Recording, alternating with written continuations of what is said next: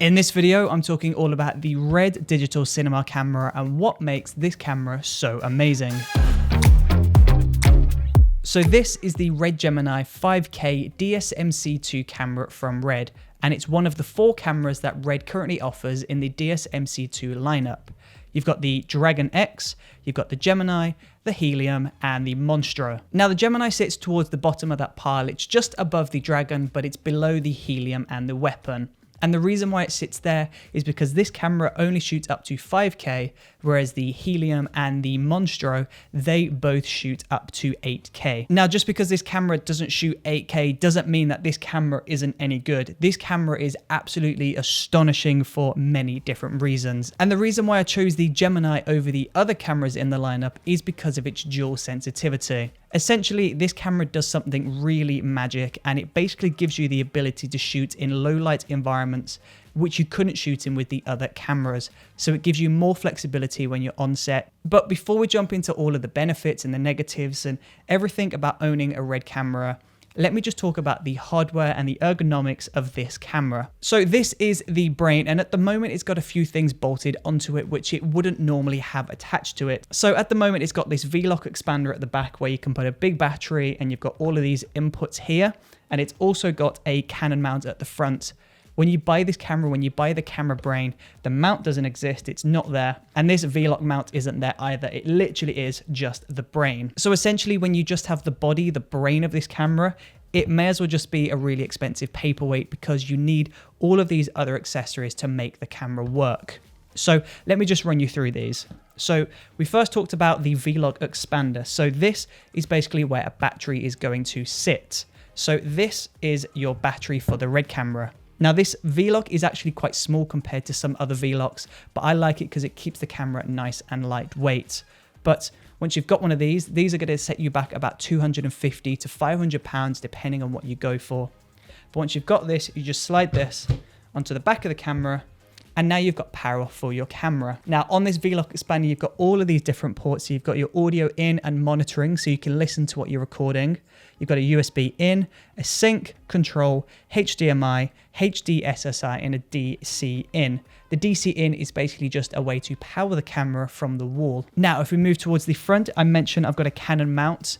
If you buy the brain and the brain only, it does not come with this, and you basically need this to mount a lens.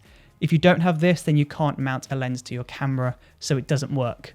So I opted for the Canon Mount, and this basically means that I can use all of my existing Canon lenses on the Red camera. But of course you can get PL mount, and you can get a world of different mounts for different sorts of lenses for your Red camera.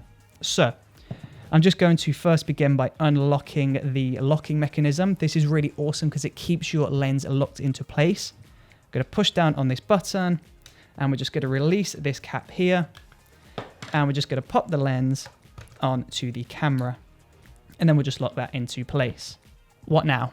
Well, we need media. We need to be able to record your footage onto something. So typically if you're shooting on a DSLR camera, then you're going to be using an SD card. But Red cameras need a lot more power. They need a lot more room to shoot your footage onto. So rather than using a 32GB SD card, for example, we're using a 960GB Red SSD drive. That's a solid state drive. And this thing is huge, but this just slots right into the side of the camera like this, and you're good to go. That 960GB SSD card would give you roughly 2.5 hours of filming in 5K. So it's pretty good actually. Moving on, we've got this Red top handle, because at the moment this is just a brick and we can't walk around just holding this brick because that's super uncomfortable and it's too expensive to be carrying it like that. So we've got this handle that's going to mount onto the top of the camera, and then we've got this special Allen key to go with that, just to make sure that we get that nice and secure. And when you're doing these up, you really want to make sure that this is nice and tight, because you don't want your camera falling anywhere. You don't want to be dropping this piece of equipment. So we've got our brain, we've got our battery, we've got our card, and we've got a lens. What now? Well, we can't see what we're filming. We need a monitor to go with this camera. And the monitor that I chose with this package was the 7-inch touchscreen monitor from Red.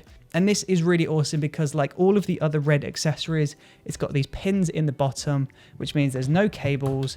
You just stick it right on top of the camera brain, And that is good to go. So this is the Red Gemini camera, and this is pretty much good to go now. It's quite a minimal setup, but it's enough to get this camera up and rolling and filming your next video.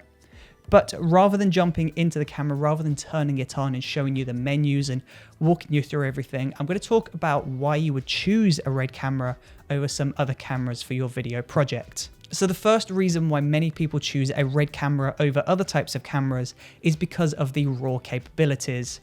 If you're a photographer, you know the difference between JPEG and RAW, and that's a similar situation here. Rather than shooting into QuickTime or into MXF, where all of your information is baked into your footage, you can shoot in Red RAW, it shoots into R3D files, and again, if you're familiar with the RAW workflow, it basically means you can adjust a few settings in post-production.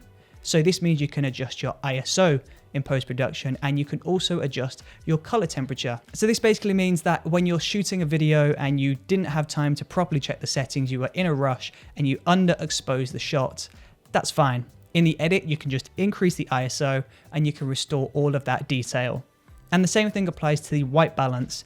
If you were shooting in daylight and you were set to 3200, for example, just switch that to 5500 in the edit and you've now got the correct white balance. Now, shooting in RAW on the camera is incredible, but it can't fix everything. Essentially, RAW can only fix the metadata. It can't actually fix what the camera shoots, so it can't change your aperture and it cannot change your shutter speed. These you have to make sure you get right in camera. So it gives you a bit of flexibility, but it doesn't give you flexibility over everything. You still have to make sure that you're using the right settings on the day, and then you're going to have a little bit of flexibility when it comes to the editing process. You'll have more flexibility using Red shooting in RAW than you would do choosing another camera. So that's benefit number one, and that's one of the reasons why I went with this camera, because shooting in RAW gives you a bit more flexibility. Now, the second reason why somebody would want to use a Red camera over another camera is because of its modularity.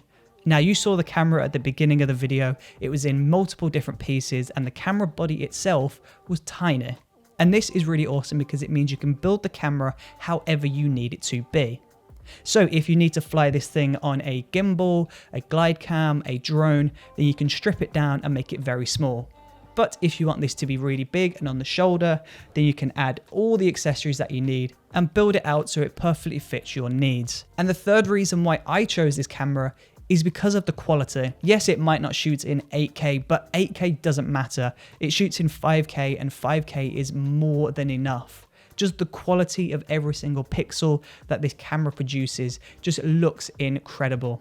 Of course, you still need to make sure that all of your scenes are lit correctly. You want to make sure that your camera is supported correctly with the right tripods and glide cams and gimbals and everything else. You still want to make sure that everything else is perfect. But once you get everything perfect and you get this camera rolling, it produces some incredibly beautiful videos. And that is the third reason why I decided to invest in this camera. Now, over the next coming weeks, I'm going to make a series of videos based all about the Red camera. So this is going to be all about the misconceptions of Red. This is going to be the editing workflow.